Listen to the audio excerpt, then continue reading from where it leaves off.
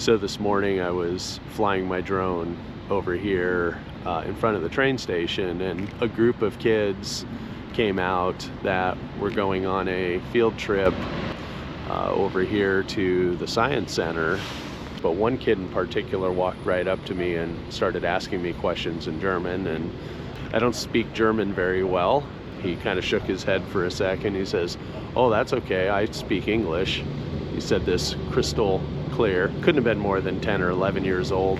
And he proceeded to explain to me that he was asking me what model my drone was, and took an interest in it, and was telling me about, you know, where you can and can't fly. And anyway, it had me thinking, 10 years old, what was I thinking about? Like, I was already thinking about cars and driving, and, you know, where I would go once I started driving, what kind of car I would have. My very first car was a 1962 Karmann Ghia. I wish I still had that car. And yes, cowboys do drive Volkswagens. Two dreams I always had once I started driving. You know, one was I wanted to drive on the Autobahn. Hearing about that from my grandfather, about how you could drive as fast as you want, and it just seemed so interesting, and what kid doesn't want to go fast? The other dream that I had was one day I would visit this place right here. And Volkswagen fans know exactly what that building is. That is where the Volkswagen Beetle was invented in 1933. That's the original Volkswagen factory right there across the river. Let's go check it out. The VW Beetle, one of the most important cars in American history, and an impossible story that you'd never believe if it wasn't entirely true. Volkswagen's roots go back to the 1930s, when Adolf Hitler, Chancellor of Germany at the time, and the Reich Association of the German automobile industry commissioned Ferdinand Porsche to design a Volkswagen, or people's car. World War II interrupted production of the first Volkswagen Type 1, or Beetle cars. This was 1934, between the wars. Porsche's task? Create the ultimate people's car, the Volkswagen. It had to be simple, compact, and affordable. Basically, Hitler was looking for a German Model T, but Porsche didn't just design a new car. He reimagined what a car could be. First of all, I think it was a real breakthrough. He started with a blank piece of paper. It starts out as this platform, wheels off of torsion bars. The engine sits in the back. I mean, all of this was sacrilege. It's the trunk and the front. What? It's madness. This is against everything that automobile designers had up to that time. Germany could only make a handful of Beetles before the war scrapped production. Hitler tapped Mr. Porsche to produce tanks for the German war machine. After the war, Porsche was jailed for war crimes. But while he was imprisoned, his Beetle got a whole new life.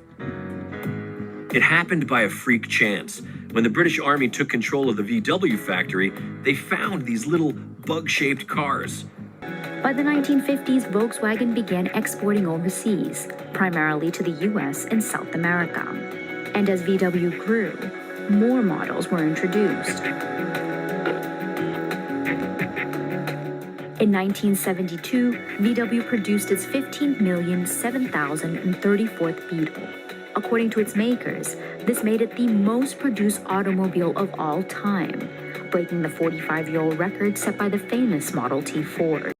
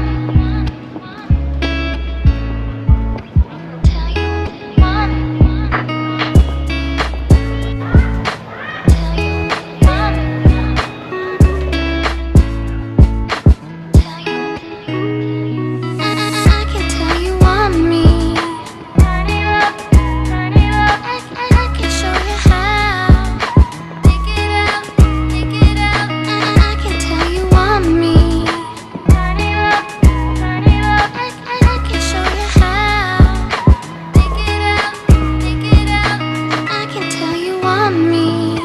Turn it up, I can show you how. Think it out, I can tell you want me. Turn it up, I can show you how. Think it out, I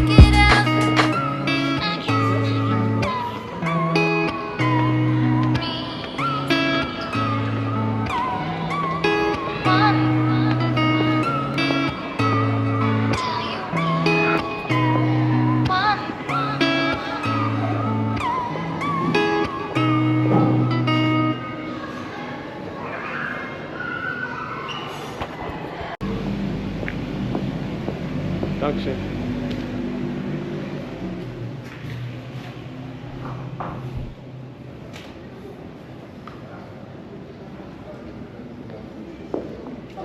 Hallo, guten Tag. Dankeschön.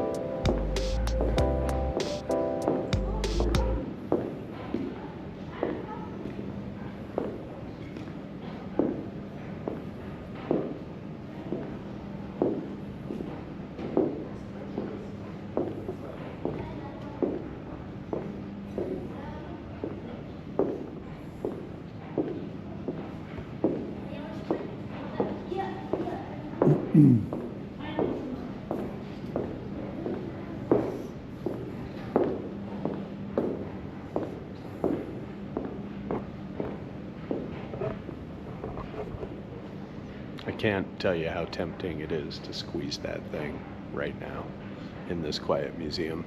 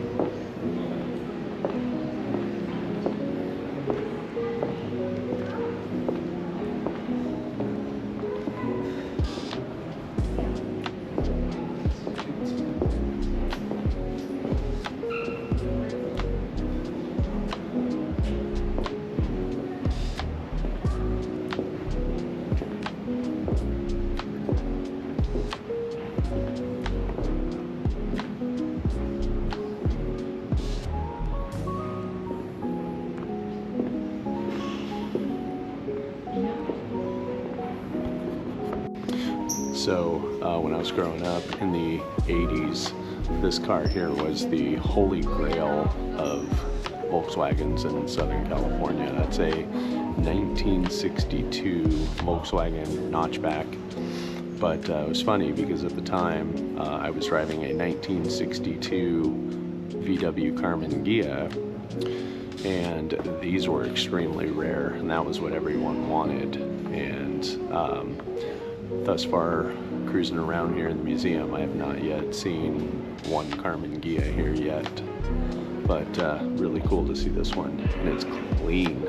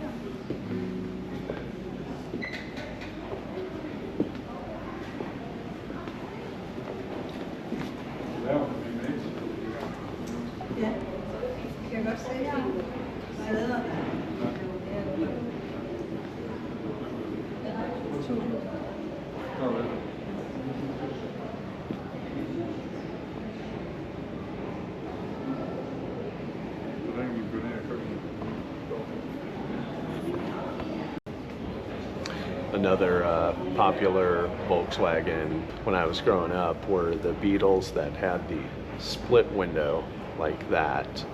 If you had a split window with a rag top, then you were pretty close to godly. This particular Beetle is called the Type 60 and was actually, if you believe this, was built by Porsche. Very first one, designed in 1938, and it had a 4-cylinder motor with a whopping 24.5 horsepower, top speed of 62 miles an hour. Definite different performance than today's Porsches, but that's the one that started it all right here at this factory.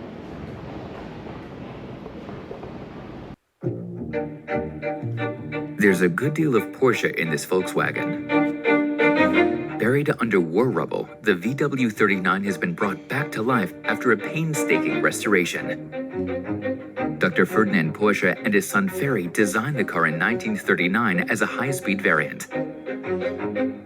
For testing, they equipped the nitro black Volkswagen with a souped-up Type 64 engine from the Berlin Rome car. The pre-series Beetle boasts a stately 32 horsepower. Weighing in at just 695 kilograms, the car hits a top speed of 145 kilometers per hour. The original plan was to build 50 units. With the beginning of World War II, however, military developments take precedent. Just 14 models leave the plant in Zuffenhausen, each with a different Porsche engine. By the end of the war, they are all defunct, or nearly all. There's one exception, this VW39 with chassis number 100003. Today, it's the only remaining unit. For my Ford friends, of course we got to check out the Model T.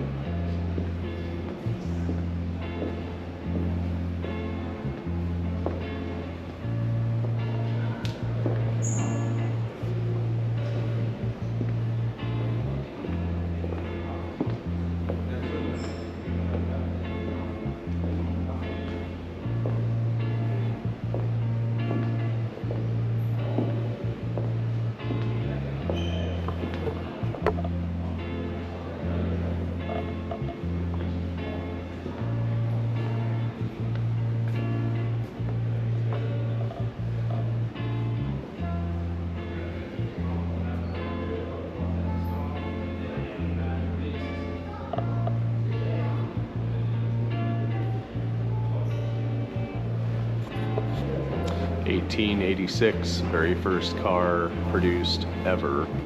1-cylinder motor, top speed of 10 miles an hour.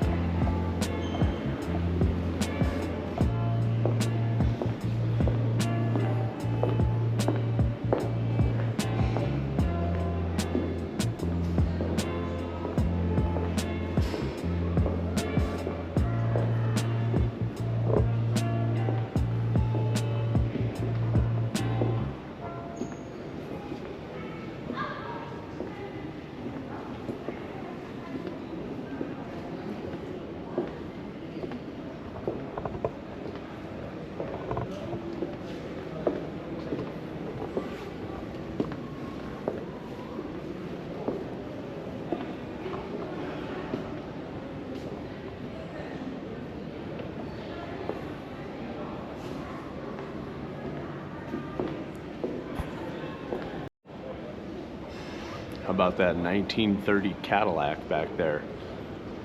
That's class right there. So many cool features on that. Ragtop, the rumble seat in the back, but my favorite feature on this car, that right there.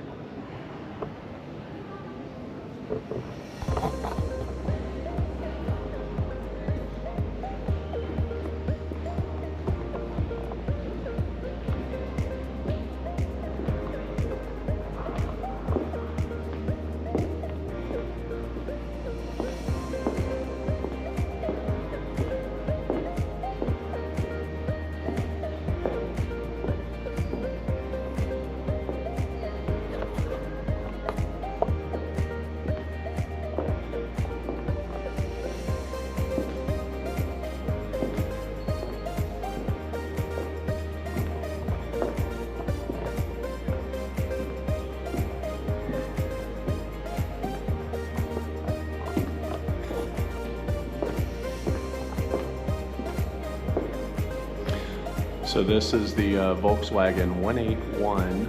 However, it's commonly called the Volkswagen Thing. And it's an interesting vehicle. It was originally designed for military purposes.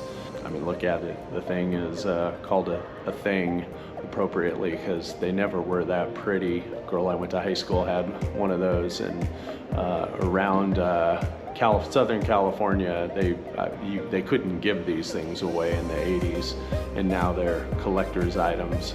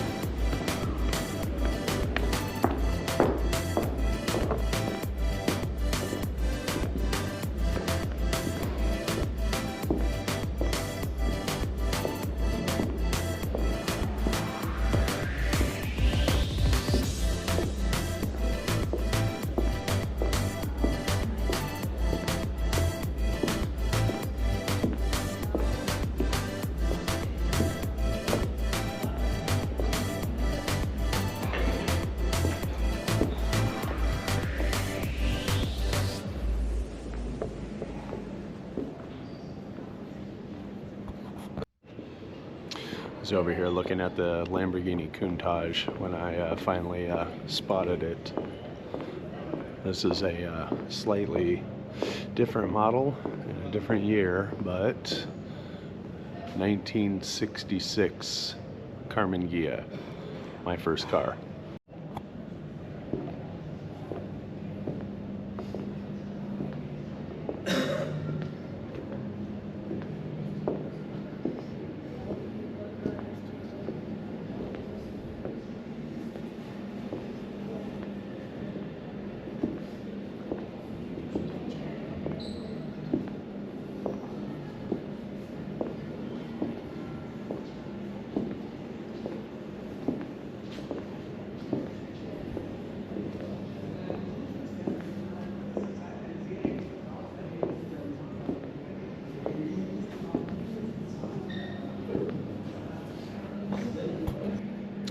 So this 1966 Carmen Ghia was equipped with the 1300, which was like a 1295 cm engine, produced something like 42 horsepower and top speed of 80. Definitely not something you'd be driving on the Autobahn per se, but around the beaches of Southern California you would see quite a few of these. Yeah, mine was equipped very different. I had a larger motor in it, different exhaust. I had mine lowered. Mine was my mother's car.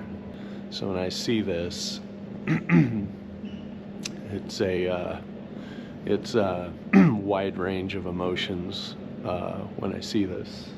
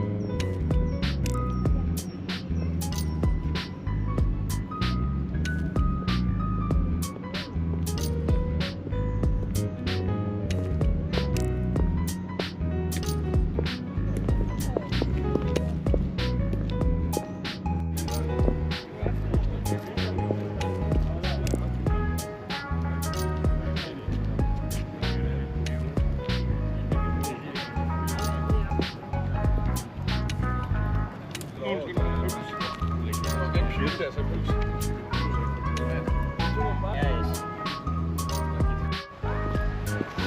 right, enough playing around. Let's get back to it here. This is serious. So we see where Carvana got the idea from.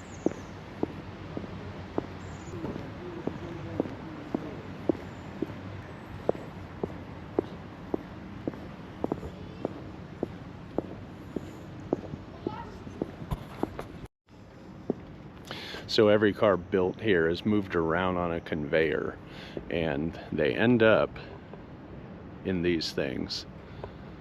So they have two, and they have room for two more depending on their production, which is pretty cool.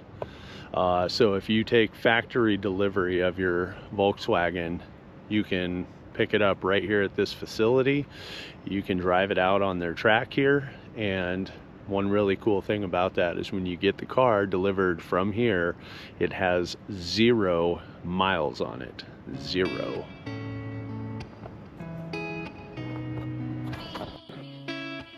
Aside from robotics, the Volkswagen factory employs over 63,000 people. They produce more than 800,000 vehicles per year. That's one vehicle every 16 seconds.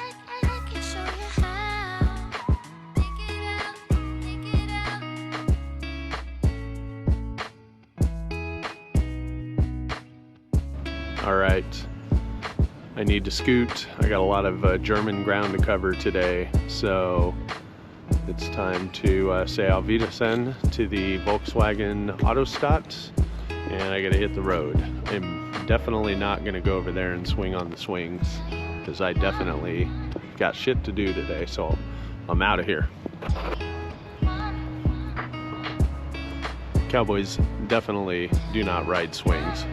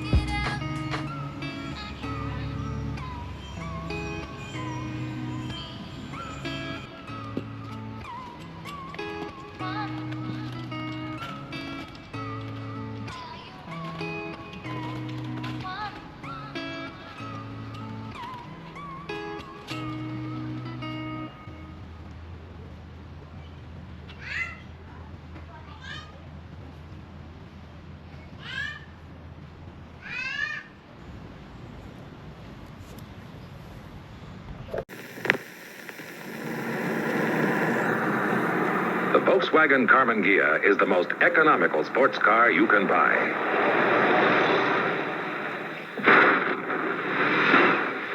It's just not the most powerful.